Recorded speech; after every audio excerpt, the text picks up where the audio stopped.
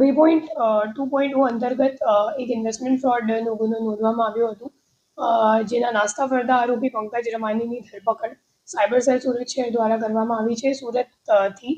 અને આ સિવાય એક બીજા પણ જે ઇન્વેસ્ટમેન્ટ ફ્રોડનો ગુનો નોંધવામાં આવ્યો હતો ઓપરેશન ન્યુઝીલેન્ડ 2.0 દરમિયાન, એમાં પણ જે પંકજ રામાણી છે એક નાસ્તો ફરતો આરોપી છે.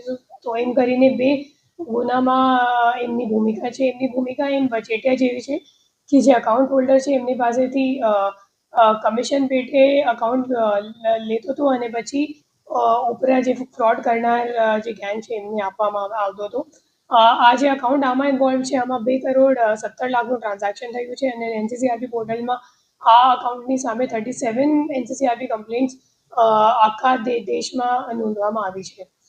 અને હાલ આ ચેન તો આપણી પૂરી થઈ ગઈ, પણ આ સિવાય આ જે અમાઉન્ટ છે તો એની રિકવરી માટે અમારી પ્રયાસ જે છે ચાલુ છે.